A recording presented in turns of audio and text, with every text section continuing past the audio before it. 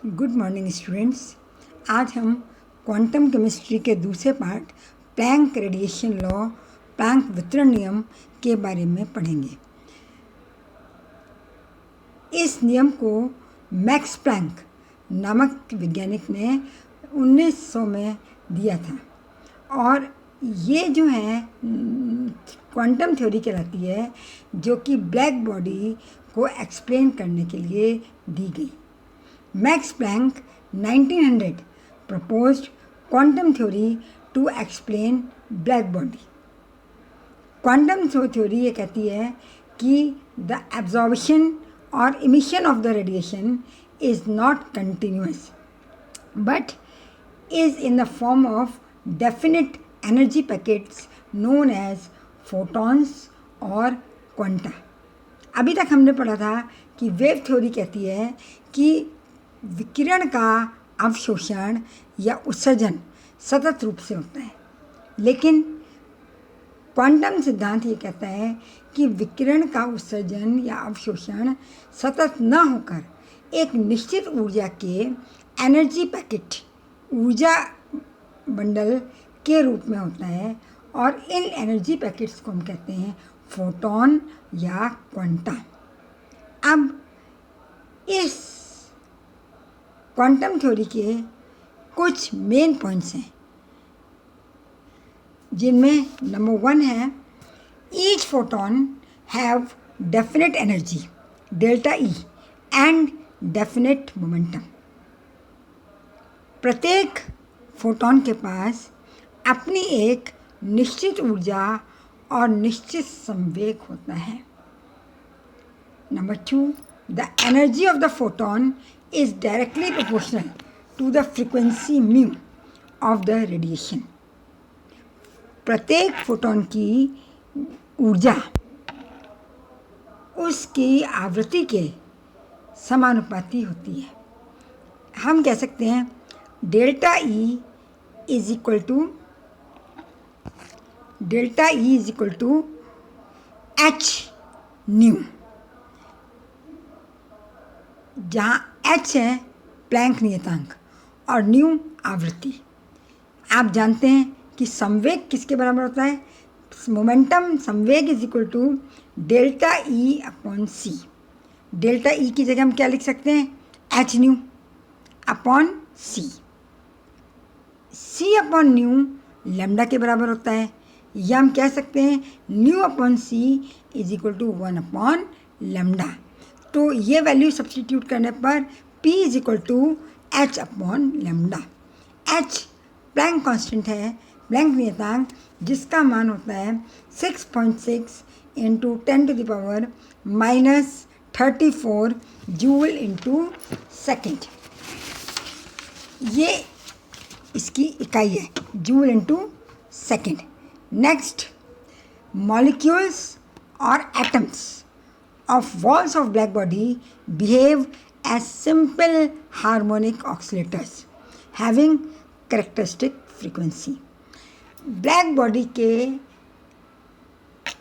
Wall के, दीवार के एटम और मॉलिक्यूल्स जो हैं वो सरल आवर्त दोलित्र की तरह व्यवहार करते हैं और प्रत्येक दोलित्र की, प्रत्येक ऑक्सीलेटर की एक निश्चित आवृत्ति होती है। यानी हर ऑक्सीलेटर एक निश्चित फ्रीक्वेंसी से, निश्चित आवृत्ति से दोलन गति करता है, जो कि कैसी गति होती है? सरल आवर्त गति, simple harmonic motion. The energy of simple harmonic oscillator is integral multiple of H new. प्रत्येक सरल आवर्त दोलित्र की ऊर्जा एच न्यू का सरल गुणांक होती है। E is equal to EN is equal to NH nu. यहाँ एच न्यू जो है is the fundamental unit of energy, energy की मूल इकाई है।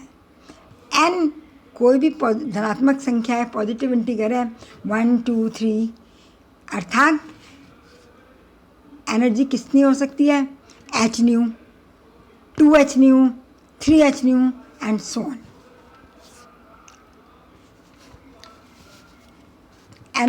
The emission and absorption of energy by oscillator takes place when transition takes place from one energy level to other.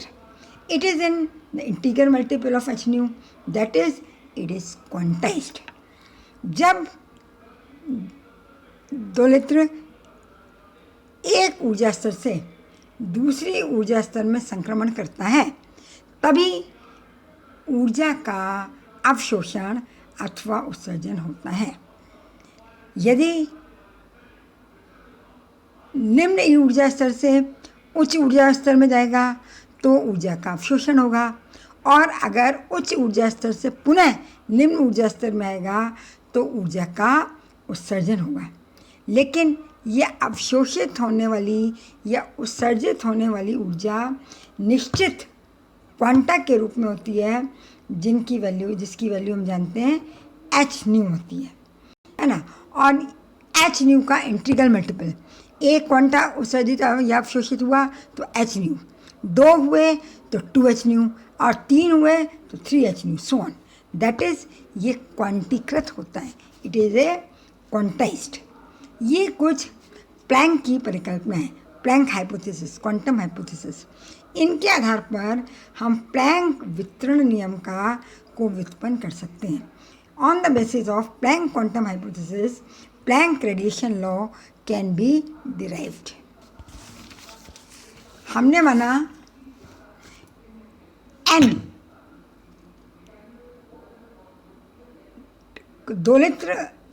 दोलित्रों की कुल संख्या है और इनकी कुल ऊर्जा कैपिटल E है। If capital N is the total number of oscillators having total energy capital E, तो एवरेज एनर्जी पर ऑक्सीलेटर प्रति दोलित्र औसत ऊर्जा कैसे निकालेंगे हम? इसको हम कह सकते हैं epsilon bar.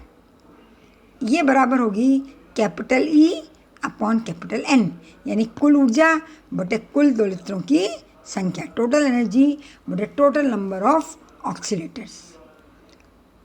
Suppose N0, N1, N2 up to Nn are number of oscillators having energies 0, epsilon, 2 epsilon up to n epsilon। हमने माना कि N0, N1, N2 up to कहाँ तक? Nn तक उन ऑक्सीलेटर्स की संख्या है जिनकी ऊर्जा क्रमशः 0, एप्सिलॉन, 2 एप्सिलॉन, सो ऑन, कहाँ तक? n एप्सिलॉन तक है। तो हम इसको कैसे लिख सकते हैं?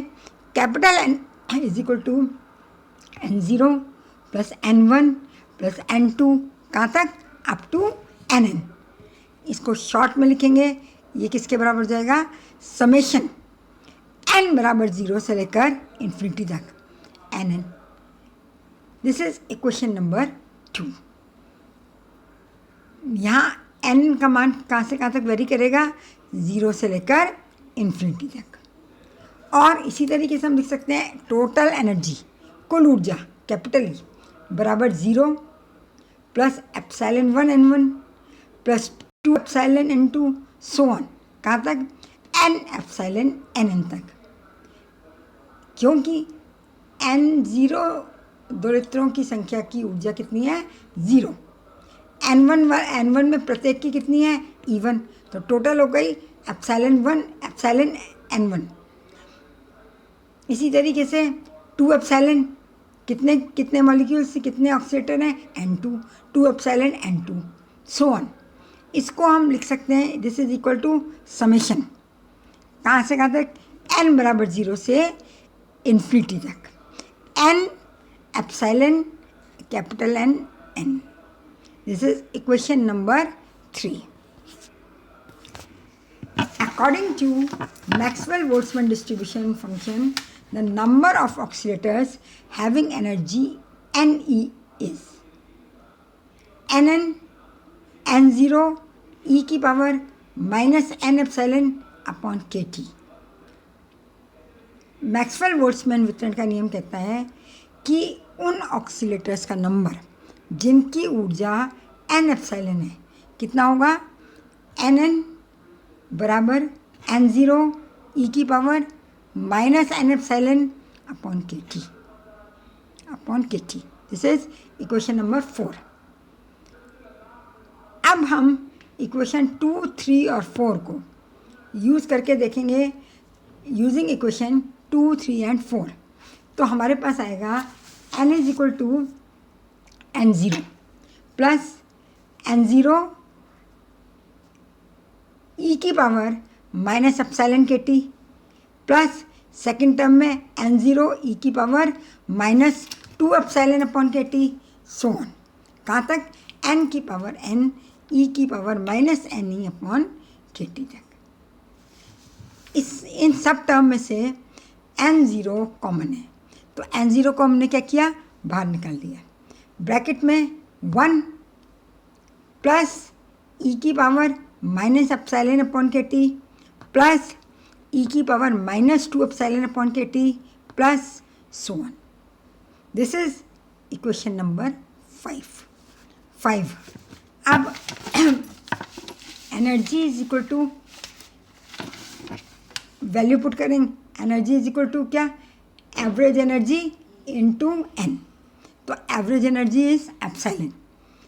एन की जगह एन की वैल्यू सब्स्टिट्यूट करी, एन ज़ीरो ई की पावर माइनस एप्सिलॉन अपॉन के T plus N zero E की पावर माइनस 2 एप्सिलॉन अपॉन के टी प्लस सो ऑन। अब यहाँ से भी हम एन ज़ीरो को बाहर निकाल सकते हैं, कॉमन ले सकते हैं। तो it will be N zero epsilon bracket E की पावर माइनस एप्सिलॉन अपॉन के टी प्लस ई की पावर माइनस 2 एप्सिलॉन अपॉन के T plus so on. This is equation number 6। Now we know the average energy of an oscillator, औसत ऊर्जा oscillator की, is equal to E upon capital N. Equation number 1। Capital E total energy, यहाँ हम total energy की value रखेंगे। क्या रखी total energy की वैल्यू? समेशन ऑफ एन बराबर 0 से इन्फिनिटी एन एप्सिलॉन ई की power minus N epsilon upon के T, E means exponential, divided by capital N. Capital N की वैल्यू क्या रखेंगे? समेशन एन बराबर 0 से इन्फिनिटी ई की power minus N epsilon upon के टी। नाउ इफ ई की पावर माइनस एप्सिलॉन अपॉन के t is equal to x, हमने क्या माना कि एक्सपोनेंशियल की पावर माइनस ई अपॉन के टी किसके बराबर है? एक्स के बराबर। तो इस टर्म की जगह हम यहाँ पे क्या रख देंगे? एक्स। तो ये क्या आ जाएगा अपने पास? समेशन ऑफ एन बराबर 0 टू इन्फिनिटी ई की power minus N epsilon upon के टी बराबर 1 plus x square plus so on. ये कैसे आएगा? एन की वैल्यू अगर हम 0 रखेंगे तो एक्सपोनेंशियल की पावर माइनस 0 या 0 इज इक्वल टू 1, तो पहला टर्म आ जाएगा 1। फिर यदि हम एक्स बराबर एन बराबर 1 रखते हैं तो यह आ जाएगा एक्स के बराबर। एन बराबर 2 रखते हैं तो it is x square and so on. This series 1 plus x square plus x cube so on, this is a mathematical series. ये गणितीय श्रेणी है जिसको हल करने पर, जिसका सॉल्यूशन लेने पर हमको मिलता है this is equal to 1 upon 1 minus x. किसके बराबर? 1 अपॉन 1 माइनस एक्स। तो इस 1 अपॉन 1 माइनस एक्स में हम एक्स की वैल्यू रख दें तो क्या आ जाएगा?